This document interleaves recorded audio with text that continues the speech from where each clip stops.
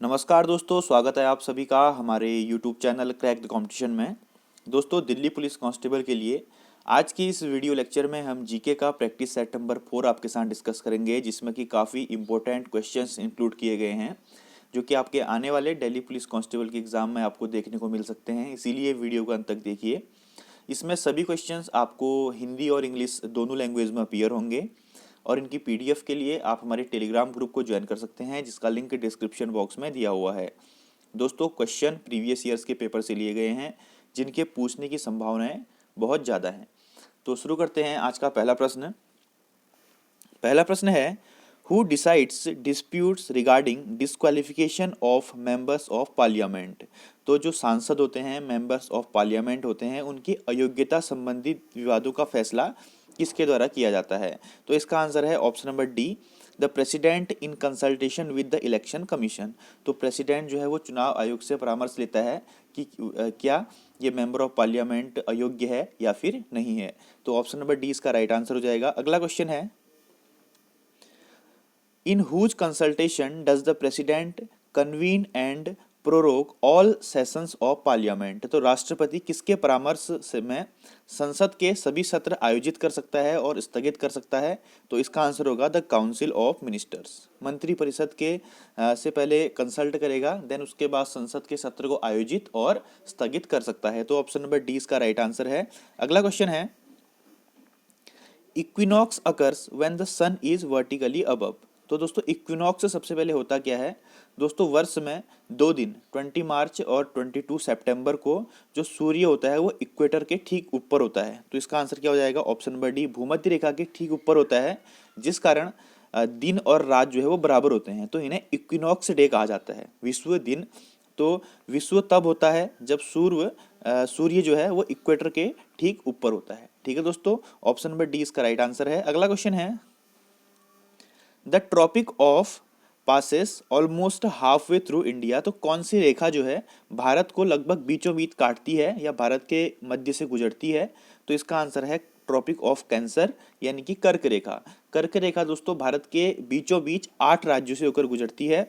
उन राज्यों के नाम आप मुझे कमेंट बॉक्स में लिख के जरूर बताइए, ठीक है ना। ये क्वेश्चन आपसे एग्जाम में पूछा जा सकता है कि इनमें से किस स्टेट से गुजरती है और किस स्टेट से नहीं गुजरती है। तो अगर आप इसको कमेंट में लिखेंगे तो आपको इन स्टेट्स के नाम याद हो जाएंगे, ठीक है, और आपको एग्जाम में कोई प्रॉब्लम नहीं आएगी। अगला क्वेश्चन है, tsunami is the name given to which of the following. तो सुनामी क्या होती है दोस्तों? तो अंडर सी वेव्स, जो समुद्र के नीचे हलचल के कारण जो वेव्स आती हैं, तरंगा आती हैं, ठीक है, तो उन्हें सुनामी कहा जाता है। ठीक, ऑप्शन नंबर डी इसका राइट आंसर हो जाएगा, अंडर सी वेव्स। ठीक है, ये सुनामी की टर्मिनोलॉजी हो गई, तो इसको भी ध्यान रखिएगा। अगला क्वेश्चन है, ring of fire is commonly found in. तो दोस्तों, रिंग ऑफ फायर जो है वो एक ज्वालामुखी का सर्कल टाइप का है। ये क्वेश्चन काफ़ी इंपॉर्टेंट है, बार बार एग्जाम में पूछा जाता है। तो यह कहाँ स्थित है, कौन से महासागर में है रिंग ऑफ फायर? तो प्रशांत महासागर, option number B, Pacific Ocean में स्थित है। और प्रशांत सबसे बड़ा और सबसे गहरा महासागर भी है, ठीक है ना। ये आपसे अगर एग्जाम में पूछा जाएगा तो आप ध्यान रखिएगा, ऑप्शन नंबर बी इसका राइट आंसर है, पैसिफिक ओशन। अगला क्वेश्चन है दोस्तों, the layer where the decrease in temperature with increasing altitude is totally absent। तो वायुमंडल की वह कौन सी परत है जहां पर ऊंचाई बढ़ने के साथ साथ तापमान में बिल्कुल भी कमी नहीं होती है? तो इसे क्या कहा जाता है? स्ट्राटोस्फेयर या फिर समताप मंडल। तो समताप मंडल एक ऐसी परत है जहां पर ऊंचाई बढ़ने के साथ साथ तापमान में कोई भी कमी नहीं होती है। इंपॉर्टेंट क्वेश्चन है, इसको ध्यान रखिएगा, ठीक है। Next one, straight of Gibraltar connect which of the following. तो जो जिब्राल्टर जलडमरू मध्य है वो किनको जोड़ता है? दोस्तों, जलडमरू मध्य 2 वाटर बॉडीज को जोड़ता है और 2 लैंड मासेस को अलग करता है। ये बात ध्यान रखिएगा। अभी किसको जोड़ता है? अटलांटिक ओशन और मेडिटेरियन सी, यानी कि अटलांटिक सागर और भूमध्य सागर को जोड़ता है, ये वाटर बॉडीज हैं। और सेपरेट किनको करता है? ये भी ध्यान रखिएगा, यूरोपियन कॉन्टिनेंट के, यानी कि यूरोपीय महाद्वीप के स्पेन को और अफ्रीकन कॉन्टिनेंट के मोरक्को को अलग करता है, ठीक है। अफ्रीकन कॉन्टिनेंट के मोरक्को को, यानी कि स्पेन और मोरक्को को अलग करता है। अटलांटिक ओशन और मेडिटेरियन सी को कनेक्ट करता है। इसको ध्यान रखिएगा दोस्तों, अच्छा क्वेश्चन है। अगला है, depreciation is a loss in value of. तो दोस्तों डेप्रिसिएशन, जिसको हिंदी में मूल्यह्रास कहा जाता है, वो किसके मूल्य में हानि है? तो दोस्तों जो मशीनरी होती है, मशीन होते हैं, हमारे व्हीकल्स होते हैं, जब वो घिस जाते हैं तो उनकी वैल्यू कम हो जाती है, तो उसे डेप्रिसिएशन कहा जाता है। ठीक है, ऑप्शन नंबर ए इसका राइट आंसर है। अगला क्वेश्चन क्या है? Golden handshake scheme is the name of. तो दोस्तों गोल्डन हैंडशेक स्कीम क्या है?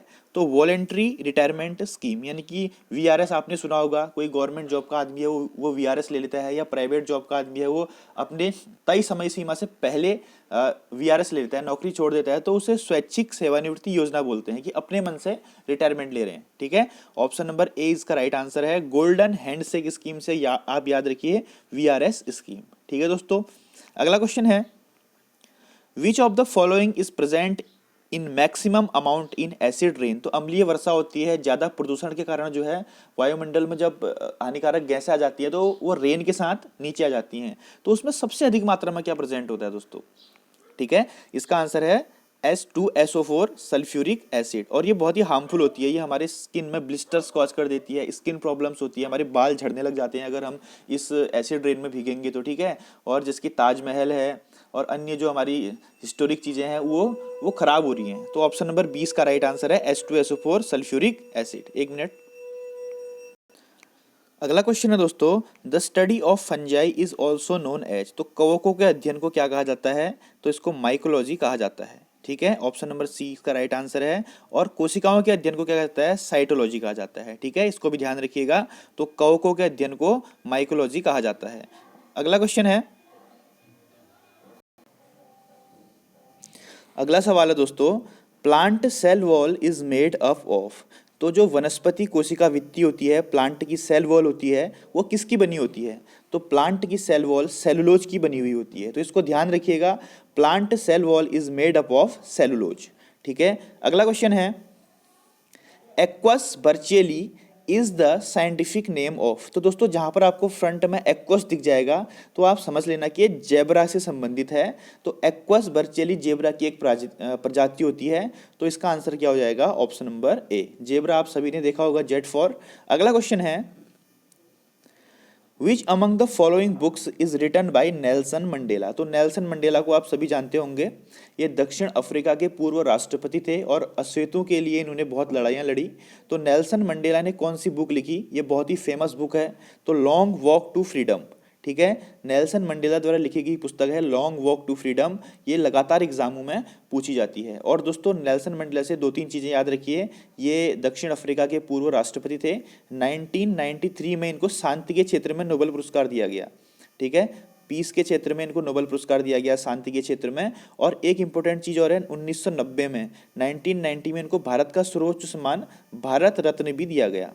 तो ये भी ध्यान रखिएगा कि इनको भारत रत्न कब दिया गया और नोबेल पीस प्राइज कब दिया गया। ठीक है, ये इंपॉर्टेंट है इनसे संबंधित। अगला क्वेश्चन है जो कि लगातार पूछा जाता है, Lavani is a folk dance of. तो लावनी कहाँ का एक लोक नृत्य है? तो दोस्तों लावनी जो है ये महाराष्ट्र का एक फोक डांस है। ठीक है, घूमर कहाँ का फोक डांस है? घूमर राजस्थान का फोक डांस है। ठीक है, तो ऑप्शन नंबर डी इसका राइट आंसर है, लावनी महाराष्ट्र। अगला क्वेश्चन है, Garadi is a folk dance of. तो दोस्तों गराड़ी कहाँ का फोक डांस है? ऐसे क्वेश्चन जो बहुत ही कम लोग पढ़ते हैं वही एग्जाम में पूछे जाते हैं और वही आपके मार्क्सों को बढ़ाते हैं कट ऑफ को क्लियर करने में। तो दोस्तों गराड़ी जो है ये पुडुचेरी का एक फोक डांस है। अब किसी ने सोचा होगा ऐसा क्वेश्चन आएगा, लेकिन ऐसा आ सकता है कि गराड़ी जो है ये पुडुचेरी का एक फोक डांस है। ठीक है, ऑप्शन नंबर ए इसका राइट आंसर है, Puducherry. C V Raman won Nobel prize for which category. तो चंद्रशेखर वेंकट रमन को किस श्रेणी में नोबेल पुरस्कार दिया गया, यानी कि किस फील्ड में दिया गया? सबसे पहले तो ये इंडिया के थे, इनको 1930 में फिजिक्स के क्षेत्र में नोबेल पुरस्कार दिया गया। लाइट स्कैटरिंग इफेक्ट इन्होंने दिया था, जिसको कि रमन इफेक्ट कहा जाता है। 1930 में भौतिकी के क्षेत्र में इनको नोबेल पुरस्कार दिया गया था। ठीक है दोस्तों, ऑप्शन नंबर ए इसका राइट आंसर है। दोस्तों थैंक्स फॉर वॉचिंग, यही थी हमारी आज की वीडियो। अभी मैं सेट 10 तक लाऊंगा आपके एग्जाम तक, ठीक है ना। और इनकी पीडीएफ के लिए Indian defence forces preparation group का टेलीग्राम ग्रुप ज्वाइन कर लीजिए, जिसका लिंक डिस्क्रिप्शन बॉक्स में दिया हुआ है। तब तक के लिए धन्यवाद। जय हिंद, जय Bharat, God bless you all.